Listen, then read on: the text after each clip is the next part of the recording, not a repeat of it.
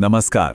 कभी सोचा है कि मीठा खाने की जो हमारी आदत है उसका हमारे दिमाग की सेहत से कोई गहरा नाता हो सकता है? आज हम इसी हैरान करने वाले कनेक्शन को समझने की कोशिश करेंगे कि कैसे चीनी और हमारे दिमाग की लंबी उम्र आपस में जुड़ी हैं। चलिए शुरू करते हैं। अरे कभी ऐसा होता है ना कि चाबियां कहीं रखकर भूल गए या किसी का नाम एकदम जुबान पर है पर याद नहीं आ रहा। ये सब हम सबके साथ होता है, लेकिन सोचने वाली बात यह है कि क्या ये सिर्फ छोटी मोटी बातें हैं या हमारे दिमाग की सेहत की तरफ कोई इशारा कर रही हैं? यही सवाल हमें एक बहुत गहरी और जरूरी बात की तरफ ले जाता है। ज्यादातर हम लोग इसका जवाब मान लेते हैं कि अरे उम्र बढ़ रही है, लेकिन क्या हो अगर असली वजह उम्र नहीं बल्कि हमारी थाली में रखा खाना हो? जी हां, नई रिसर्च कुछ इसी तरफ इशारा कर रही है और शक की सुई घूम फिरकर एक ही चीज पर अटकती है और वो है चीनी। तो इस पूरे मामले को समझने के लिए हम इन 5 हिस्सों पर एक एक करके नजर डालेंगे। पहले तो ये कि चीनी दोस्त है या दुश्मन, फिर ये कि ये दिमाग को नुकसान पहुंचाती कैसे है, कम चीनी के फायदे क्या हैं, इसे खाने के स्मार्ट तरीके क्या हो सकते हैं, और आखिर में एक सेहतमंद दिमाग के लिए विज्ञान क्या कहता है। तो चलिए पहले हिस्से से शुरू करते हैं। आखिर ये चीनी हमारे लिए दोस्त है या दुश्मन? देखिए, प्रोसेस बहुत सीधा साधा है। जब भी हम कोई कार्बोहाइड्रेट या मीठी चीज खाते हैं तो वो हमारे पेट में जाकर ग्लूकोज में बदल जाती है। ये ग्लूकोज खून में पहुंचता है, जिससे ब्लड शुगर का लेवल बढ़ जाता है। अब इस बढ़े हुए शुगर को कंट्रोल करने के लिए हमारा शरीर इंसुलिन नाम का एक हार्मोन बनाता है। इसका काम है इस ग्लूकोज को शरीर की कोशिकाओं तक पहुंचाना ताकि वो एनर्जी के तौर पर इस्तेमाल हो सके। तो प्रॉब्लम शुरू कहां से होती है?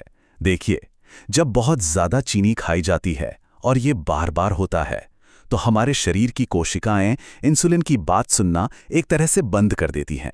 इसी कंडीशन को कहते हैं इंसुलिन रेजिस्टेंस।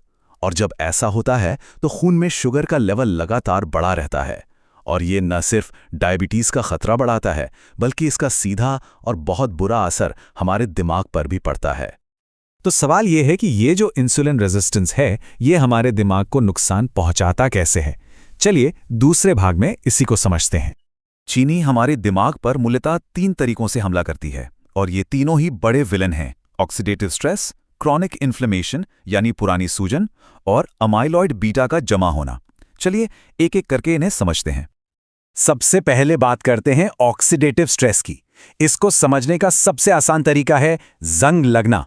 सोचिए, जैसे लोहा हवा और पानी के संपर्क में आने से जंग खाकर कमजोर हो जाता है ना, ठीक वैसे ही ज्यादा शुगर हमारे दिमाग की कोशिकाओं को अंदर से कमजोर और खराब करने लगती है। ये एक बहुत धीमी प्रक्रिया है जो सालों साल चलती रहती है। दूसरा बड़ा विलन है दिमाग में होने वाली सूजन। अब ये कोई बाहरी चोट वाली सूजन नहीं है, ये एक अंदरूनी गड़बड़ी है। जब ब्लड शुगर लगातार हाई रहता है तो हमारे दिमाग में एक हल्की हल्की सूजन बनी रहती है। ये सूजन, आप समझ लीजिए, दिमाग के कम्युनिकेशन हाईवे पर एक तरह का ट्रैफिक जाम लगा देती है। इससे सोचने, समझने और याद रखने की रफ्तार धीमी पड़ जाती है। और अब सबसे चौंकाने वाली बात, अल्जाइमर रोग की एक बहुत बड़ी पहचान है दिमाग में अमाइलॉइड बीटा नाम के एक चिपचिपे प्रोटीन का जमा होना। और स्टडीज ये साफ साफ बताती हैं कि ज्यादा चीनी खाना इस खतरनाक प्रोटीन के जमाव को तेज कर सकता है। मतलब चीनी और अल्जाइमर के बीच ये एक सीधा और बहुत खतरनाक लिंक है। अब तक हमने नुकसान की बात की, पर अच्छी खबर यह है कि इस कहानी को बदला जा सकता है। चलिए देखते हैं कि कम चीनी खाने से हमारे दिमाग को क्या क्या फायदे होते हैं। जैसे ही हम अपनी डाइट में चीनी को कंट्रोल करते हैं, फायदे दिखने लगते हैं। ब्लड शुगर स्टेबल रहता है, जिससे दिमाग को एक जैसी लगातार एनर्जी मिलती रहती है। दिमाग की वो अंदरूनी सूजन कम होती है, जिससे याददाश्त और फोकस दोनों बेहतर होते हैं। और सबसे बड़ी बात, हम दिमाग के बूढ़े होने की प्रक्रिया को धीमा कर सकते हैं। तो सवाल उठता है कि करना क्या है? देखिए, जवाब चीनी को पूरी तरह छोड़ना नहीं है, बल्कि उसे समझदारी से खाना है। तो चलिए कुछ स्मार्ट तरीके देखते हैं। एक बहुत जरूरी चीज है ग्लाइसेमिक इंडेक्स यानी जीआई को समझना। हाई जीआई वाले फूड्स यानी जैसे कि सफ़ेद ब्रेड, बिस्किट या पैक्ड जूस, ये ब्लड शुगर को रॉकेट की तरह ऊपर भेजते हैं। इनकी जगह हमें लो जीआई वाले फूड्स चुनने चाहिए, जैसे सब्जियां, दालें और साबुत अनाज। ये शुगर को धीरे धीरे और आराम से बढ़ाते हैं, जो हमारे दिमाग के लिए बहुत बेहतर है। और ये एक बहुत ही आसान लेकिन जबरदस्त ट्रिक है। अपने खाने का ऑर्डर बदल दीजिए। खाने की शुरुआत सब्जी, सलाद या प्रोटीन वाली चीज़ों से करें और कार्बोहाइड्रेट यानी रोटी या चावल को सबसे आखिर में खाएं। बस इतना करने से शुगर का पाचन धीमा हो जाता है और ब्लड शुगर एकदम से नहीं उछलता। और अब हम आते हैं अपने आखिरी हिस्से पर, एक स्वस्थ दिमाग की ओर एक मजबूत कदम। आखिर में देखते हैं कि विज्ञान इस बारे में क्या कहता है। साइंस और रिसर्च भी इन सभी बातों की पुष्टि करते हैं। ये अब बिल्कुल साफ हो चुका है कि जिन लोगों का ब्लड शुगर कंट्रोल में रहता है, उनकी सोचने समझने की शक्ति ज्यादा उम्र तक अच्छी बनी रहती है।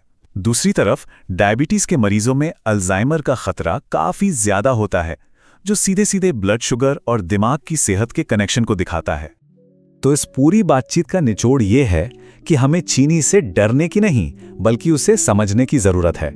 उसे दुश्मन मत मानिए, बस ये समझिए कि हमें उसे सीमित मात्रा में और सही तरीके से इस्तेमाल करना है। यह सब कुछ बैलेंस और स्मार्ट चॉइस के बारे में है। और अंत में बस एक सवाल, हमारा आने वाला कल, हमारी याददाश्त, हमारा दिमागी स्वास्थ्य, ये सब हमारे आज के छोटे छोटे फैसलों पर ही तो निर्भर करता है। तो अगली बार जब अपनी थाली में कुछ चुने तो एक पल के लिए जरूर सोचिए कि हम अपने भविष्य के दिमाग के लिए क्या चुन रहे हैं।